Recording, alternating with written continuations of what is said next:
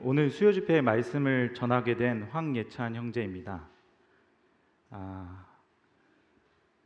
성령님께서 도와주시는 것을 느낍니다. 기도하시는 형제님께서 전혀 사전에 교감하지 않았는데 오늘 말씀 주제와 연관된 기도로 시작을 해주셨어요. 그래서 담대하게 전하고자 합니다. 요즘 국제 뉴스에 가장 뜨거운 뉴스 하면은 어떤 게 생각나시나요?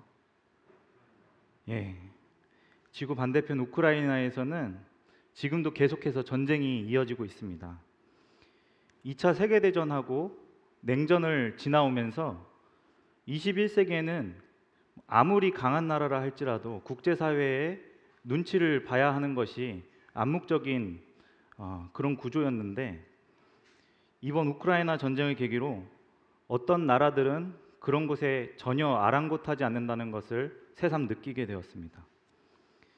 아무리 전쟁 상황이라고 할지라도 최소한 사람으로서 지켜야 하는 것들, 우리가 짐승은 되지 말자라고 나라 간에 약속했던 것들이 지켜지지 않는 것을 보게 됩니다. 러시아군이 우크라이나의 병원을 공격하고 또 학교를 폭격하고 전쟁과 상관없는 민간인이나 노약자까지 공격하는 것을 보면서 세계인들은 함께 분노하고 있습니다.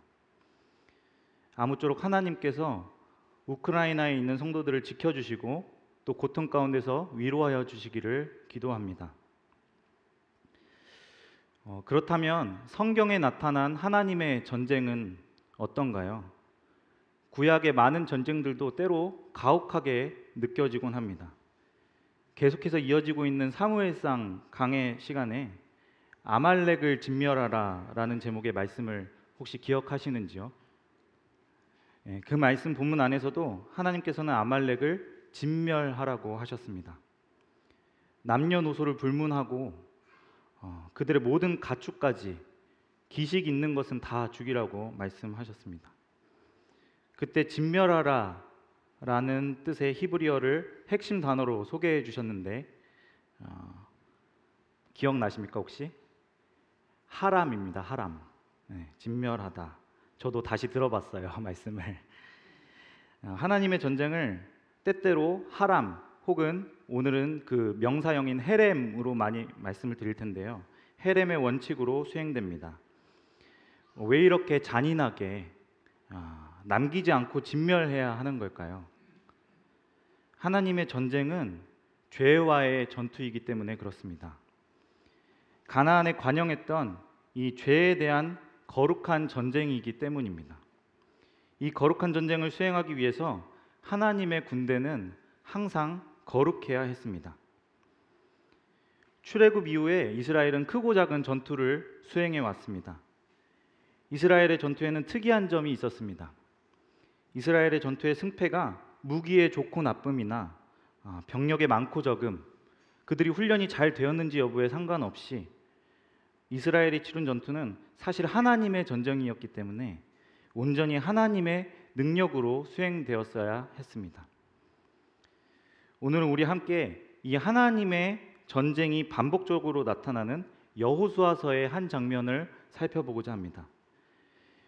여호수아서 1장에는 여호수아가 지도자로 등장합니다. 모세의 죽음 이후에 여호수아가 하나님의 말씀을 받고 백성들이 여호수아를 지도자로 인정하는 장면이 나옵니다. 2장에서는 가나안 땅의 첫 관문인 여리고를 정탐하는 내용이죠. 들킬 뻔했지만 라합이 도와줘서 무사히 정탐을 마치는 내용을 잘 아실 거라고 생각합니다.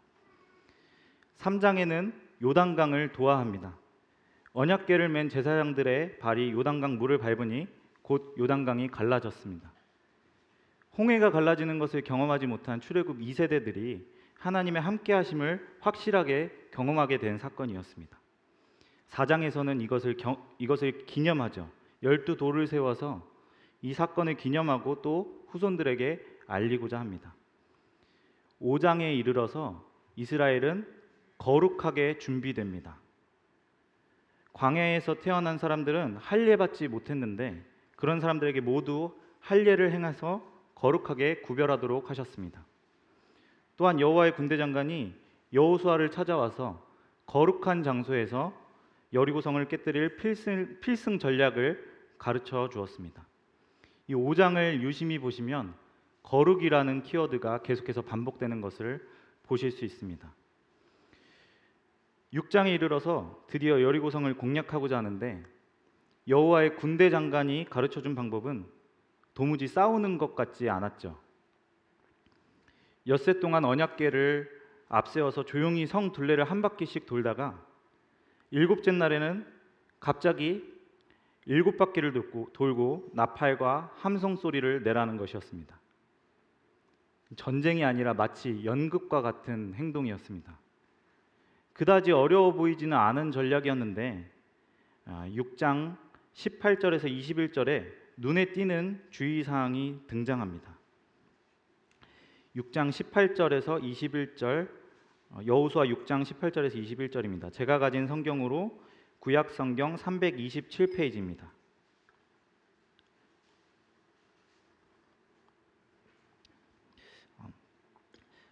성도님들께서 한 목소리로 읽어주시기 바랍니다. 시작. 너희는 온전히 바치고 그 바친 것 중에서 어떤 것이든지 취하여 너희가 이스라엘 진영으로 바치는 것이 되게 하여 고통을 당하게 되지 아니하도록 오직 너희는 그 바친 물건에 손대지 말라. 은금과 동처의 기구들은 다 여호와께 구별된 것이니 그것을 여호와의 곳간에 드릴지니라 하니라. 이에 백성은 외치고 제사장들은 나팔을 불매 백성이 나팔 소리를 들을 때에 크게 소리질러 외치니 성벽이 무너져 내린지라. 백성이 각기 앞으로 나아가 그 성에 들어가서 그 성을 점령하고 그 성에 있는 모든 것을 온전히 바치되 남녀노소와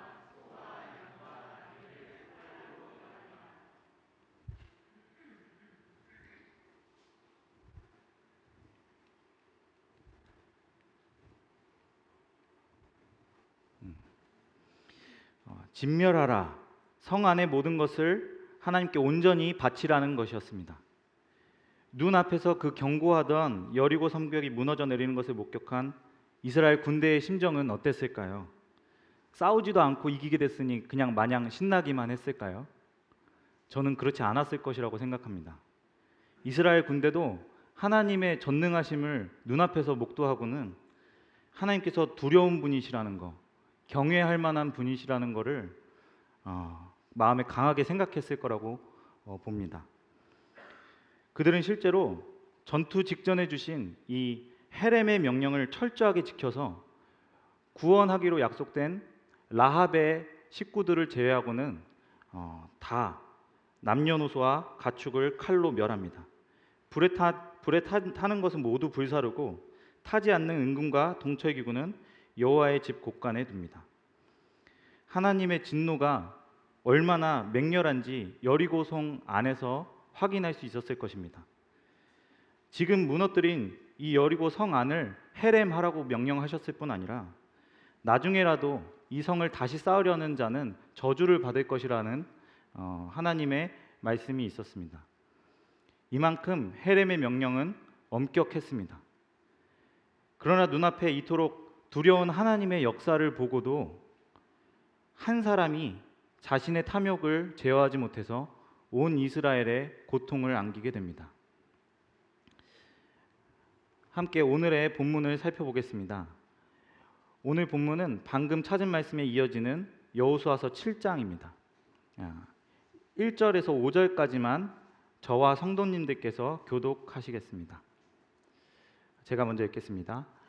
이스라엘 자손들이 온전히 바친 물건으로 말미암아 범죄하였으니 이는 유다 지파 세라의 증손 삽디의 손자 갈미의 아들 아간이 온전히 바친 물건을 가졌음이라.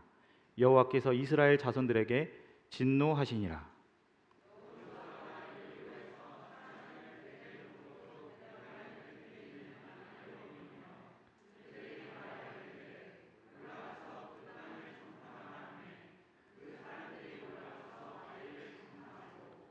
여호수아에게로 돌아와 그에게 이르되 백성을 다 올라가게 하지 말고 2, 3천 명만 올라가서 아이를 치게 하소서.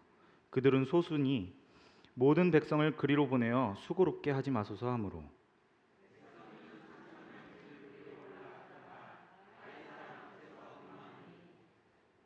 아이 사람이 그들을 36명쯤 쳐 죽이고 성문 앞에서부터 스바림까지 쫓아가 내려가는 비탈에서 쳤으므로 백성의 마음이 녹아 물같이 된지라. 7장 1절은 이스라엘 자손들이 온전히 바친 물건으로 말미암아 범죄하였다라고 시작합니다. 뭔가 조금 이상하지 않으세요? 이스라엘 온 백성이 이토록 하나님의 헤렘 명령에 철저하게 복종했는데 딱 한 사람만이 온전히 바친 물건에 손을 댔을 뿐인데 하나님께서는 그것을 이스라엘 자손들이 범죄한 것으로 보시고 이스라엘 자손들에게 진노하십니다. 연대 책임을 져야 하는 것일까요? 그런 측면이 있습니다. 하나님의 군대는 거룩이 생명입니다. 거룩한 전쟁을 통해서 하나님의 공의를 집행해야 할 하나님의 군대가 죄로 인해 거룩을 상실했다면 어떻게 그 일을 감당할 수가 있을까요? 오히려 진멸의 대상이 돼서 하나님께 가장 먼저 그 진노를 당하게 될 것입니다. 그렇기 때문에 아간의 죄는 이스라엘 자손들의 죄로 볼 수 있다는 것입니다. 또한 이 범죄한 사람의 이름이 단독으로 나오지 않고 세라의 증손, 삽디의 손자, 갈미의 아들 아간이라고 한 가정의 족보가 다 열거가 됩니다. 저는 생각해 보니까 제 증조 할아버지 성함을 모르더라고요. 성도님들께서도 증조 할아버지 성함 아시는 분 많지 않으실 겁니다. 여기에 나오는 아간의 증조부 세라는 창세기 38장에 등장하는 유다와 다말 사이에 태어난 쌍둥이 중에 한 명입니다. 하나님의 물건을 도둑질한 죄를 기록한 이 불명예스러운 자리에 가문 족보까지 거론되다니 가문의 망신도 이런 망신이 없습니다. 왜 죄인을 드러내면서 그 족보를 들추시는 걸까요? 이 또한 아간의 죄가 개인의 죄에 국한되지 않음을 나타냅니다. 세라 가문의 죄일 뿐 아니라 수십만 유다 지파 중의 죄이고 나아가 200만 이스라엘 중의 죄라는 것입니다. 공동체의 죄라는 것입니다. 적은 누룩이 온 덩이에 퍼지는 것을 알지 못하느냐? 하나님 앞에서 개인의 일탈과 범죄가 비록 적은 누룩으로 보일지라도 죄는 너무나 파괴적이어서 금세 공동체에 영향을 미치게 됩니다. 아간이라는 한 개인의 범죄가 어떻게 이스라엘에게 영향을 주었는지 2절에서 5절까지 내용에 드러납니다. 이스라엘 군대는 가나안 진입 후에 첫 관문 여리고에서 통쾌한 승리를 거뒀습니다. 그 승리에 힘입어서 다음 관문 아이성을 공략하고자 했습니다. 여호수아는 여리고 때와 동일하게 정탐꾼들을 보냈고 정탐꾼들은 아이성 별거 아니라는 식으로 보고를 했습니다.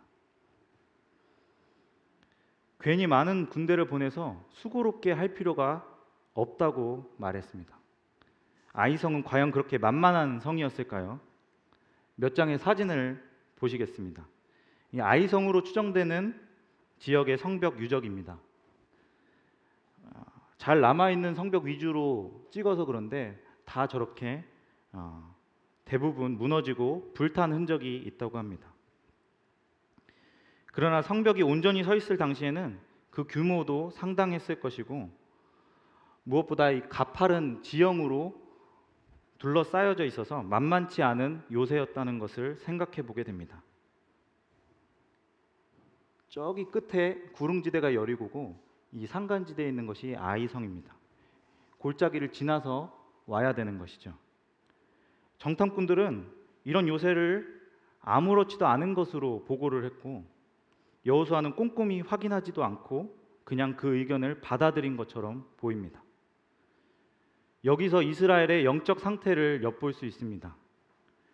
이스라엘 군대는 최고 지휘관 여호수아나 정탐꾼들이나 가릴 것 없이 상당히 교만한 상태에 빠져 있었던 것으로 보입니다. 여리고에서 그 누구도 들어본 적 없는 전략으로 완승했죠. 그 승리에 도취돼서 상대적으로 쉬워 보이는 아이성은 하나님께 여쭙지도 않고 전쟁을 시작하려고 합니다. 아이성쯤이야 하나님께서 도와주지 않으셔도 자기들의 힘으로 쉽게 점령할 수 있을 것이라고 생각한 것처럼 보입니다. 그러나 이스라엘은 여리고성 전투가 결코 자신들의 칼이나 창으로 싸운 전투가 아님을 기억해야 했습니다. 하나님의 전략으로 싸우신 하나님의 승리였죠. 이 이스라엘의 이 교만한 마음은 하나님의 승리를 자기 것인 양 취하는 교만한 행동이었습니다. 하나님의 영광을 자신의 것처럼 여기는 것은 아간이 하나님께 바쳐진 물건에 손을 대는 것과 다름이 없는 행동이었습니다. 아간의 범죄라는 이 적은 누룩이 온 이스라엘 군대에 교만이라는 치명적인 바이러스로 번진 것입니다. 아이성을 공격하기 위해 선발한 군사의 수를 보세요. 3,000명입니다. 3,000명쯤 올라가라고 했는데 이 병력 숫자에서도 교만이 묻어납니다. 여호수아 8장에는 결국 이스라엘이 아이성을 점령하게 되는데요. 그때 8장 25절에 아이성의 인구가 12,000명으로 나옵니다. 그중 장정을 4분의 1로만 생각을 해도 3,000명이죠. 요새화된 성을 점령하기 위해서는 2배, 3배 이상의 병력이 필요한 것이 상식입니다. 근데도 3,000명이 지키는 요새화된 성을 3,000명의 군사로 싸워서 점령하겠다는 것은 이스라엘의 교만으로밖에 설명이 안 되는 것입니다. 이스라엘은 이렇게 아무 전략 없이 무식하고 용감하게 3,000명쯤 올라갔다가 그대로 패배하고 맙니다. 무의미하게 36명의 귀한 생명만 희생시키고 아주 부끄러운 패배를 기록하게 된 것입니다. 이 패배는 전투 한 번의 패배가 아니라 앞으로에 있을 가나안 정복 전쟁에 큰 영향을 미칠 수 있는 패배였습니다. 한때 이스라엘을 인도하신 하나님의 소식을 듣고 가나안 거민들은 마음이 높고 간담이 높던 때가 있었습니다. 여호수아 2장에서 라합이 그렇게 증언했죠. 근데 이제 7장 5절의 내용처럼 이스라엘 백성들이 패잔병이 돼서 그 마음이 녹아서 물처럼 되고 있습니다. 이스라엘의 기세는 한순간에 찬물을 끼얹은 것처럼 됐고 공포 중에 있었던 가나안 족속들에게는 이거 해볼 만하다라는 생각을 심어주게 된 것입니다. 자신감을 갖도록 만들어준 꼴이었죠. 저는 이 말씀을 묵상하면서 제 자신을 돌아보게 되었습니다. 최근 우리 인천 송도교회가 앞선 신앙의 선배들께 또 일선에 수고하시는 선교사님들께 또는 다른 지역의 형제 자매님들께 잘하고 있다라는 칭찬과 격려를 자주 듣고 있는 것 같습니다. 감사한 일이죠. 근데 저는 그 칭찬과 격려에 부끄럽게도 너무 익숙해졌던 것 같습니다. 그래서 이런 생각까지 한 적이 있습니다. 우리 인천 송도교회는 교회 학교 세소식반 잘 운영되고 있고 학생들 끊이지 않고 청년들 계속 더해지고 있고 각 연령별 모임도 잘 운영되는 것처럼 보이고 침례식도 매년 진행되고 외국인 사역도 계속 이어지고 있고 어려운 지역 모임도 돕고 선교사들도 끊임없이 후원하고 있으니 이 정도면 다들 어렵다 하는 시기에 우리 그래도 잘하고 있는 거 아닌가? 잠깐이지만 이런 생각이 지나가는 게 참 무서운 일 아닌가요?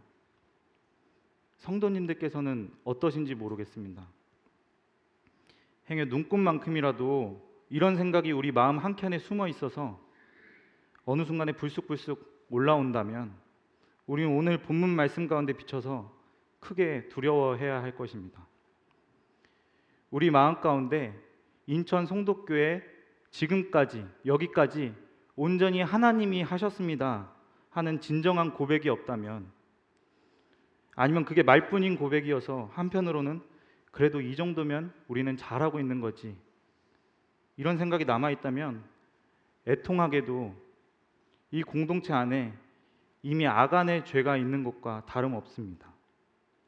하나님의 것, 하나님의 영광을 가로채서 몰래 숨겨놓고 자기 것처럼 은근히 즐기고 있다면 자연스럽게 자기 힘을 의지하게 될 것입니다. 그러면 필연적으로 이스라엘이 아이성에서 패배한 것처럼 예기치 못한 곳에서 말도 안 되게 넘어지는 일이 발생할 수밖에 없다는 것이죠. 하나님, 우리 인천 송도교회가 절대로 이렇게 넘어지지 않게 도와주세요. 하나님 앞에서 거룩하기 원합니다. 온전히 하나님께 바쳐진 것을 가로채는 이 두려운 죄를 범하지 않기를 원합니다. 사랑하는 성도님들, 함께 이런 간절한 마음으로 이어서 다음 말씀을 상고해 보도록 하겠습니다.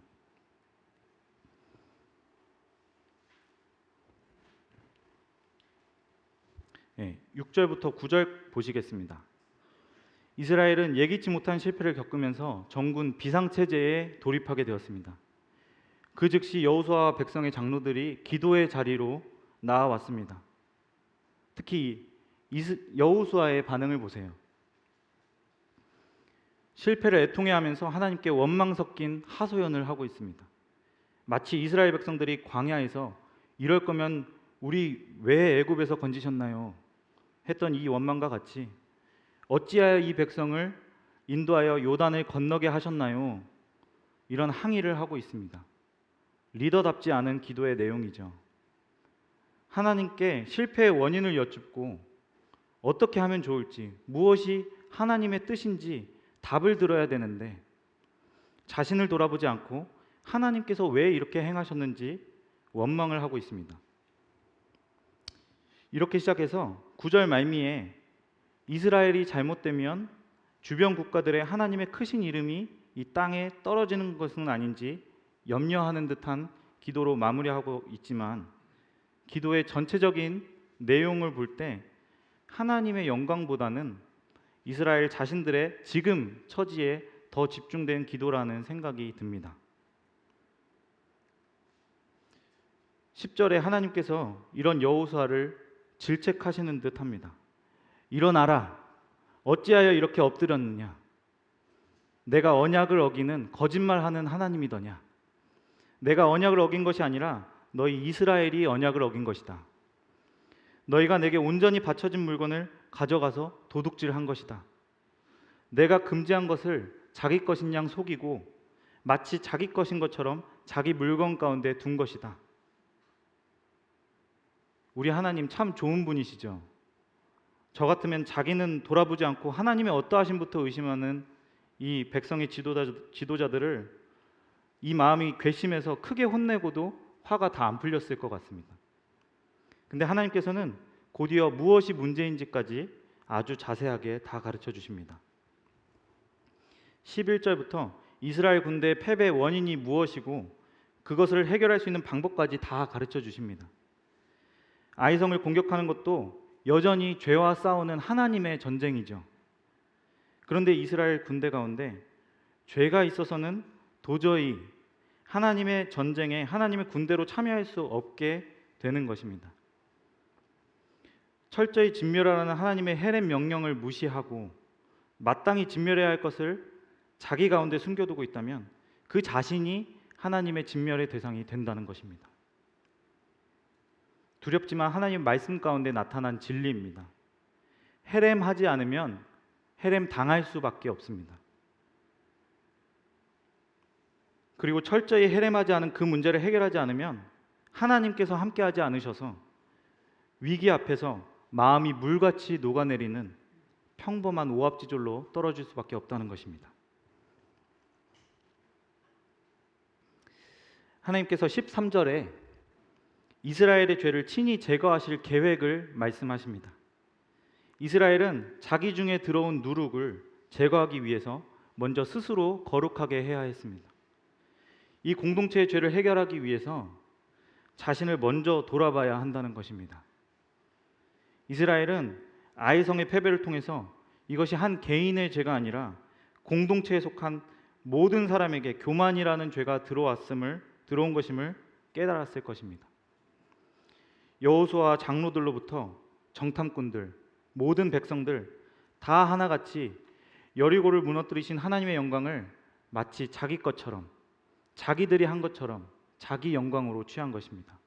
그래서 이스라엘 회중의 분위기는 우리를 이렇게 괴롭게 하는 원흉이 도대체 누구냐, 찾아내서 돌로 쳐야겠다, 이런 분노가 아니라 하나님 앞에서 각자 자신의 교만의 죄를 철저하게 애통해야 하고 회개하는 분위기로 모아졌지 않나 싶습니다.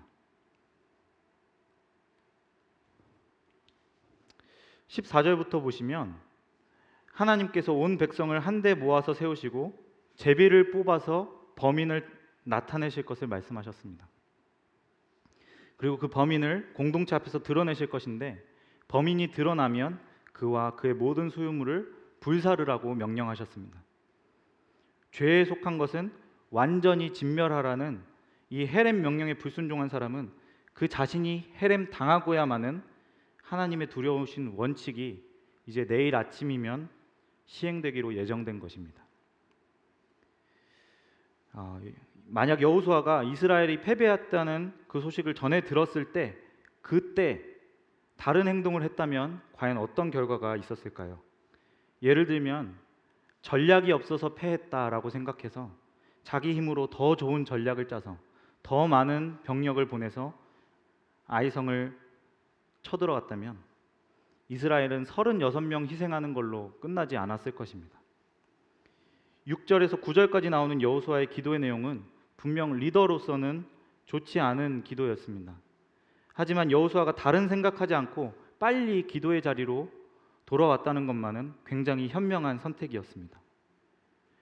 죄의 존재로부터 자유로워질 때까지 저와 성도님들은 이 세상에서 죄와 계속해서 치열한 전투를 이어가고 있습니다. 대체로 성령님을 힘입어서 승리하는 삶을 살아갈 수 있지만 때로는 육신에 져서 실패하고 넘어지기도 합니다. 바로 그때 우리가 어떤 행동을 취해야 할지 여호수아를 통해서 교훈을 받을 수 있습니다. 말도 안 되는 실패 앞에서 내 힘으로 해보겠다, 내 머리로 다시 꾀를 짜보겠다, 이런 생각은 내려놓고 그 즉시 하나님 앞으로 기도의 자리로 나아가야 합니다. 그리고 하나님께 현 상황에 대한 원망의 기도를 드릴 게 아니라 하나님께서 무엇을 주시고자 하는지 여쭈어야 할 것입니다. 성경 66권을 통해서 알 수 있는 하나님의 어떠하심은 확실합니다. 하나님께는 결코 잘못이 있을 수 없습니다. 하나님께는 결코 오류가 있을 수 없습니다. 그렇기 때문에 우리는 그 어떤 환경에서도 하나님 탓을 할 수 없습니다. 어떤 일이 잘 안 됐을 때, 생각지도 못한 곳에서 미끄러졌을 때 우리가 당장 생각해야 할 경우의 수는 두 가지입니다. 내가 하나님 앞에서 합당하지 못한 죄를 지어서 하나님께서 나를 돌이키게 하시려는가? 아니면 하나님께서 이 일을 통해서 무엇인가 가르쳐 주시고 이루어 가고자 하시는가? 우리 성도의 삶이 거듭난 그 순간부터 주님 다시 뵐 때까지 실패 없는 삶이면 얼마나 좋을까요? 하지만 우리 하나님께서는 정말 선하신 분이셔서 우리의 부족함과 어리석음을 통해서도 교훈하시고 그것을 사용하셔서 그리스도의 형상을 이루어가게 하십니다. 우리 하나님 정말 좋으신 분 아니신가요? 저와 인천 성도교회 모든 성도님들께서 그 어떤 상황에서도 하나님의 선하심에 대한 믿음만큼은 흔들리지 않고 때로 넘어지더라도 오뚜기처럼 그 즉시 기도의 자리에 빠르게 나올 수 있게 되기를 간절히 소원합니다. 이어서 16절부터 보시겠습니다. 아침이 되었습니다. 여호수아는 큰 일을 앞두고 일찍 일어나는 습관이 있는데 이날도 마치 전쟁을 앞둔 사람처럼 일찍 일어나서 이스라엘을 준비하게 했습니다. 하나님께서 어젯밤에 말씀하신 대로 이스라엘 200만 민족이 지파별로 쭉 나와서 섰습니다. 하나님께서는 범인을 단번에 가르쳐주지 않으시고 이스라엘 전체를 일단 용의선상에 올려두고 범위를 좁혀가십니다. 이 죄가 한 사람의 죄가 아니라 공동체 안의 죄라는 것을 이런 방법을 통해서도 가르쳐 주시는 것 같습니다. 하나님의 수사망이 숨막히게 좁혀 들어옵니다. 그때 범인은 얼마나 떨렸을까요? 유다 지파가 뽑혔을 때 어떤 마음이었을까요? 우연일 거야. 12분의 1 확률은 그래도 있을 만한 확률이지. 이렇게 생각했을까요? 아니면 올 것이 왔구나라고 생각했을까요? 유다 지파가 나왔었을 때 이번에는 세라 족속이 뽑혔습니다. 이쯤 되면 아간은 이제 큰일 났구나 생각하고 얼른 자백해야 했습니다. 근데 이것마저 우연이라고 생각했는지 아니면은 도저히 나설 만한 용기가 없었는지 아간은 결국 마지막 제비가 자신을 지목할 때까지 자백하지 않습니다. 그리고 이 모든 과정을 통해서 한 집안의 불명예스러운 족보가 이스라엘 전체에 나타납니다. 여기서 여호수아와 아간의 차이점이 드러나죠. 앞서 살펴본 대로 여호수아와 장로들은 어찌 되었든지 즉각 하나님 앞에 나와서 기도했는데 아간은 끝까지 자기의 죄를 감추고 내놓기를 주저합니다. 마침내 아간이 지목됐을 때 여호수아는 당장에 그에게 분노를 쏟아놓지 않습니다. 오히려 내 아들아 청하노니 하면서 온유한 어조로 숨김없이 자백할 것을 촉구합니다. 갈라디아서 말씀에 형제들아 사람이 만일 무슨 범죄한 일이 드러나거든 신령한 너희는 온유한 심령으로 그러한 자를 바로잡고 너 자신을 살펴보아 너도 시험을 받을까 두려워하라. 이런 말씀이 있죠. 여호수아는 이 범죄에 자신의 책임도 있음을 통감했습니다. 자신도 마음이 높아져서 아이성을 우습게 여겼고 기도 없이 하나님의 지시 없이 자신에게 맡겨진 이스라엘 양무리 중에 36명이나 희생하는 사지로 몰아넣은 책임이 있었습니다. 그래서 하나님께서 죄를 드러내시는 이 엄중한 수사를 대리하면서도 죄인을 적발했을 때 그에게 온유한 태도로 자신을 살펴보면서 함께 죄에 애통해 했던 것 같습니다. 20절, 21절 아간은 이제야 자백을 시작합니다. 외투, 은, 금 이렇게 품목을 자세히 자백했습니다. 신하에산 외투는 당대의 명품이었습니다. 은과 금은 오늘날 단위로 환산해 보면 은은 2.3kg 정도, 금은 560g 정도 됐습니다. 은금만 해서 현재 시세로 최소 4,500만 원 이상으로 추정됩니다. 당대에는 은금이 더 희소해서 가치가 높았을 수 있습니다. 아간이 너무 가난하게 살다가 당장에 눈앞에 보이는 재물의 유혹을 받은 것일까요? 그렇게 보이지는 않습니다. 아간은 이스라엘 12지파 중에서도 실질적인 장자권을 가지고 있는 유다 지파 사람이죠.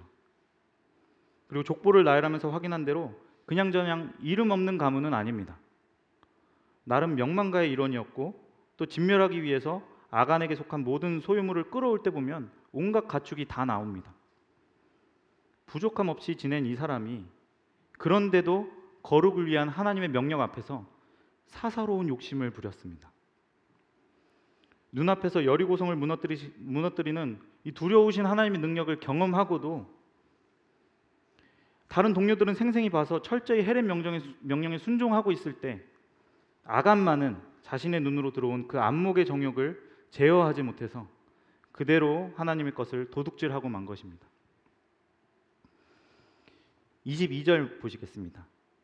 여호수아는 그 즉시 아간의 장막에 사람을 보내서 사실을 확인하고 하나님께서 말씀하신 대로 공동체 중에서 악을 제거합니다. 아간이 죄를 자백한 것과는 별개로 헤렘하지 않은 아간 자신은 그 자신이 헤렘 당해야 한다는 하나님의 준엄하신 원칙대로 죄의 값을 치르게 됩니다. 아간 자신과 그 훔친 물건들뿐 아니라 아간의 아들, 딸, 그의 원래 재산들, 모든 가축들, 그의 장막과 그의 모든 물건들을 다 꺼내와서 아굴 골짜기에서 돌로 치고 불태웁니다. 여기서 아간의 아들과 딸까지 죽은 것은 자식들도 아간의 죄에 동조했거나 최소 방조함으로써 협조한 것으로 그 책임이 있는 것으로 보는 게 합당합니다. 성도님들께서는 어떠십니까? 하나님의 것을 도둑질한 적이 있으신가요? 저는 아간의 이야기를 볼 때마다 부끄러운 경험이 하나 있습니다. 9살 때 저는 컴퓨터 게임 CD에 정말 열광했습니다. 8,000원 정도 했던 것 같은데요. 어린 나이에는 너무 큰 돈이었죠. 그러니까 사지는 못하고 등하교 할 때마다 문구점을 들러서 꼭 한 번씩 만져보고 살펴보고 그러고서 지나갔을 정도로 갖고 싶어 했던 것 같습니다. 근데 어느 날 집 현관에 원통형 저금통이 놓인 겁니다. 선교 헌금 이렇게 쓰여 있었습니다. 아버지께서 선교 헌금 드리려고 일부러 500원짜리 동전 위주로 모으고 계셨는데 저는 매일같이 문구점 지나다니면서 그 마음이 더 커졌고 저금통은 날로 무거워지는 것 같고 결국 어떻게 됐을까요? 뭔가 홀린 사람처럼 저금통 열어가지고 게임 CD를 사오고야 말았습니다. 저금통이 꽤 묵직했어가지고 동전 열 몇 개 꺼냈다고 절대 들킬 것 같지가 않았어요.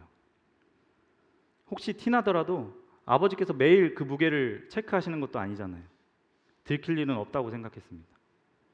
근데 그렇게 사온 게임이 며칠 만에 재미가 없는 겁니다.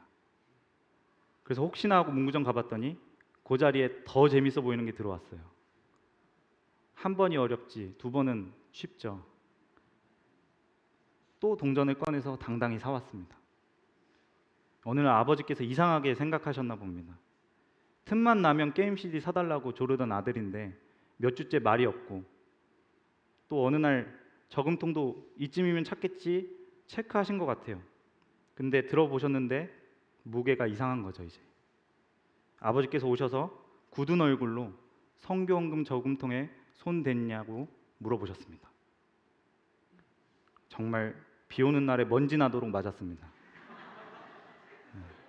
제가 태어나서 가장 무섭게 혼난 기억입니다. 지금도 그때 아버지 얼굴과 숨막히는 그 분위기를 잊을 수가 없습니다. 제가 결과를 감당하기에는 너무 엄청난 일을 저질렀다는 것을 그날 온몸을 통해서 느꼈습니다. 엄청나게 맞고서 아버지께서 딱 두 가지 말씀을 해주셨습니다. 첫 번째는 아빠한테 절대 거짓말하지 말아라 라고 하셨고, 두 번째는 하나님 것에 손을 대는 것은 정말 두려운 일이다. 아빠가 이렇게 혼내지 않으면 하나님께서 치실 건데 그거는 비교할 수 없이 더 무서운 일이라는 것이었습니다. 9살 제 안에 있던 아가는 그날 죽었습니다. 하지만 30살의 저는 때때로 제 마음속에 아간이 불쑥불쑥 찾아오는 것을 느낍니다.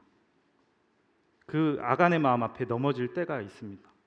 말씀을 알아갈수록 제가 주님의 것을 여전히 훔치고 있는 자임을 더욱 느끼게 됩니다. 고린도전서 6장 19절 20절 말씀입니다. 성도님들 함께 읽어주시겠습니까? 시작. 너희 몸은 너희가 하나님께로 받은 바 너희 가운데 계신 성령의 전인 줄을 알지 못하느냐. 너희는 너희 자신의 것이 아니라 값으로 산 것이 되었으니 그런즉 너희 몸으로 하나님께 영광을 돌리라. 여기 이 자리에 우리 주님께서 주님의 보혈로 값주고 사지 않으신 분이 계십니까? 우리 모두는 하나님 아들의 보혈이라는 이 측량할 수 없이 엄청난 값을 다 치르고 주님께서 사신 주님의 소유입니다. 성도님들 이 사실을 믿으십니까? 그렇다면 우리의 모든 것은 사실 우리 것이 아니라는 데까지 우리 생각이 나아가야 합니다. 먼저 우리에게 주신 시간이 그렇습니다. 내 마음대로 쓰기 위해 내 것이라고 주장할 수 있는 시간이 사실 단 1분 1초도 없는 것입니다. 한 번뿐인 우리 인생이 그렇습니다. 내가 하고 싶은 대로 내 마음에 드는 대학, 내 마음에 드는 직장, 내 마음에 드는 배우자, 하나님의 뜻과 상관없이 내 마음대로 결정할 수 있는 것이 단 한 가지도 사실 없는 것입니다. 우리에게 주신 돈도 그렇습니다. 내가 힘으로 번 돈 같지만, 내가 부지런히 정보를 찾아서 재테크를 잘해서 모아놓은 재산 같지만 10원짜리 동전 하나까지 내 힘으로 된 것은 하나도 없고 다 하나님께서 맡겨준 것이라는 것입니다. 우리에게 주신 명예와 칭찬이 그렇습니다. 하나님께서 우리를 통해서 하나님의 일을 이루어 가시는 가운데 우리를 격려하시고 또 하나님의 기쁨을 함께 누리고자 하시기 위해서 우리에게 주시는 것이지, 그것 때문에 내 마음이 교만해져서 마치 내가 다 이룬 것처럼 자랑할 수 있는 것은 단 하나도 없다는 것입니다. 나의 시간, 인생, 재산, 명예, 모든 것이 사실은 내 것이 하나도 없다는 것을 성경은 분명히 말하고 있습니다.